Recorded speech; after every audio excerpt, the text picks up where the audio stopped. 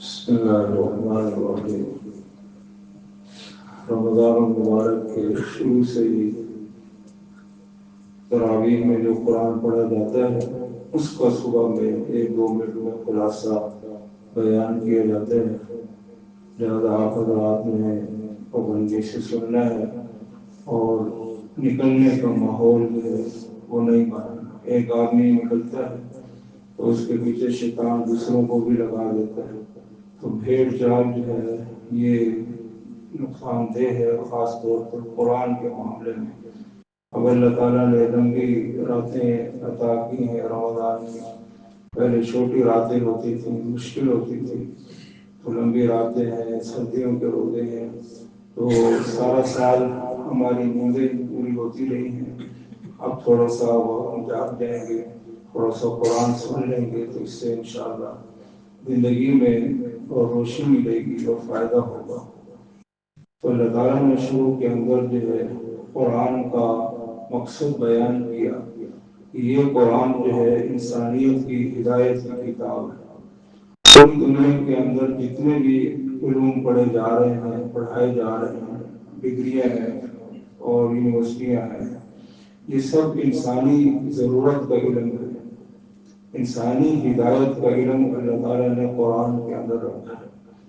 تو یہ آج ساری دنیا جو ہے وہ ضرورت کا علم پڑھنے میں لگی ہوئی ہے، اور جو جس سے انسان کو ہدایت ملے، روشنی ملے، راستہ ملے اور اللہ تک پہنچنے کا طریقہ ملے۔ ان هذه تذکرہ فمن شاء اتخذ الى ربه سبیلا، یہ اللہ تک پہنچنے کا راستہ ہے۔ تو یہ ہدایت کی کتاب ہے، اس کو کافروں نے بھی چھوڑا ہوا ہے اور مسلمانوں نے بھی اس کو چھوڑا ہوا ہے۔ لہذا رمضان کے اندر اس قرآن سے تعلق جوڑنا اور اس سے ہدایت لینا، روشنی لینا، یہ واحد کتاب ہے، علم ہے جو انسان کے دلوں کو روشن کرتا ہے۔ دوسری چیز، اللہ تعالیٰ نے قرآن شروع ہوتے ہی یہ بتایا کہ یہ کتاب جو ہدایت ہے ان لوگوں کے لیے جن کے دلوں کے اندر اللہ کا ڈر ہوتا ہے۔ اللہ کا ڈر ہو دلوں کے اندر، ہدایت بھی ملتی ہے قرآن سے اور روشنی بھی ملتی ہے، اللہ کا تعلق بھی ملتا ہے۔ اور اللہ کا ڈر انسان کے دل سے نکل جائے تو ہدایت کی روشنی بھی نکل جاتی ہے، اور اللہ تک پہنچنے کا جذبہ اور شوق اور ولولہ یہ بھی انسان کے اندر سے ختم ہو جاتا ہے۔ صرف انسان ضرورتوں اور خواہشوں کے لیے رہ جاتا ہے، باقی اس کے اندر کوئی روحانیت نہیں ہوتی۔ پھر قرآن نے بتایا کہ انسانیت کے 3 بڑے طبقات ہیں۔ سب سے پہلا طبقہ جو ہے وہ ایمان والوں کا ہے، یہ اللہ کو محبوب طبقہ ہے، اسی کے لیے اللہ نے کائنات بنائی ہے، اسی کے لیے اللہ نے سارے جہاں کو بنایا، انبیاء کو بھیجا، آسمانی جو ہے کتابیں بھیجی، کافروں پر اللہ کے عذاب آئے، مسلمانوں کو فتح نصرتیں ملی۔ یہ سارا نظام جو ہے وہ ایمان والوں کے لیے ہے۔ تو فرمایا کہ ایمان والے کون ہوتے ہیں؟ الذین یؤمنون بالغیب، جو غیب پر ایمان رکھتے ہوں، جنت پر، دوزخ پر، اللہ کی ملاقات پر، اور نماز قائم کرتے ہوں، اور جو ہم نے دیا ہے اس کو خرچ کرتے ہوں۔ وَمِمَّا رَزَقْنَاهُمْ يُنْفِقُونَ اولئک علی ھدی من ربہم، فرمایا کہ یہی لوگ ہیں جو ہدایت یافتہ ہیں۔ وَأُولَئِکَ هُمُ الْمُفْلِحُونَ، اور یہی کامیاب ہونے والے ہیں آخرت میں بھی اور دنیا کے اندر۔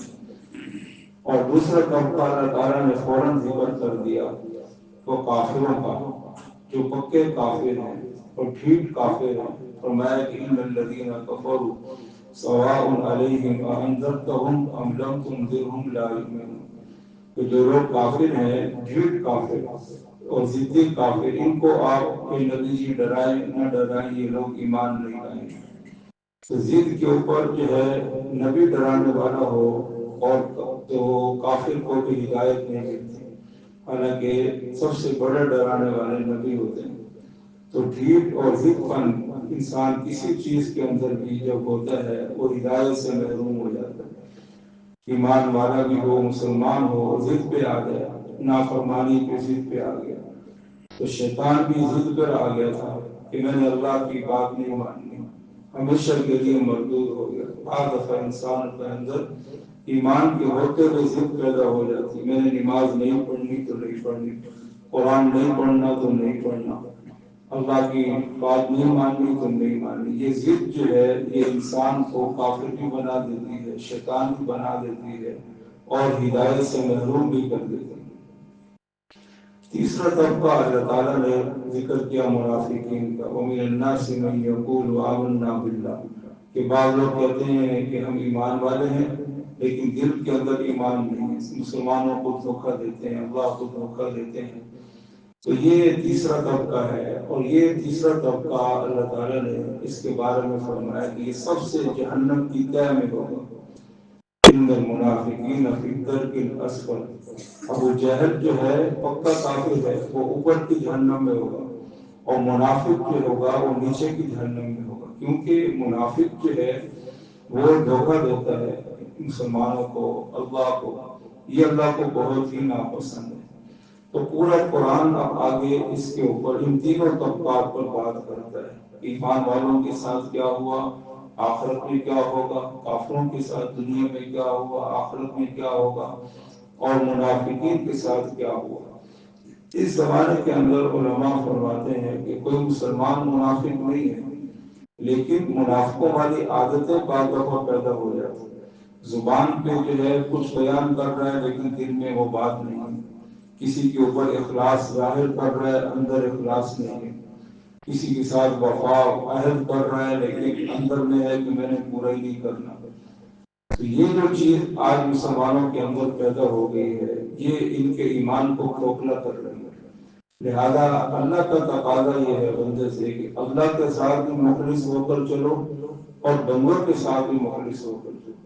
ये धोखाधड़ी, मुनाफिकत और जो है दिल में कुछ बात, जुबान पे कुछ बात, ये वक्ती तौर पर तो इंसान को फायदा दे देती है, लेकिन ये ईमान को खोखला कर देती है और अल्लाह की निगाहों में भी गिरा देती है। अल्लाह को वो बंदा भी पसंद नहीं है जो अल्लाह के साथ मुखलिस ना हो, और अल्लाह को वो बंदा भी पसंद नहीं है जो लोगों के साथ भी मुखलिस ना हो। तो लिहाजा जिसके साथ चलो इखलास के साथ चलो। चलना कोई जरूरी नहीं है, वाजिब नहीं है, फर्ज नहीं है, लेकिन इखलास के साथ चलना जो है ये जरूरी है। जिसके साथ एक कदम भी चलो सही चलो, धोखाधड़ी के साथ ना चलो, फराड के साथ ना चलो, और मुनाफिकत के साथ ना चलो, किसी को नुकसान पहुंचाने के लिए उसके साथ ना चलो, किसी का कारोबार ठप करने के लिए उसके साथ न चलो। ये चीज जो है अल्लाह को पसंद नहीं। तो आज मुसलमान तो मुनाफिक नहीं है, लेकिन मुनाफिकों वाली आदतें आज मुसलमानों के अंदर आ गई।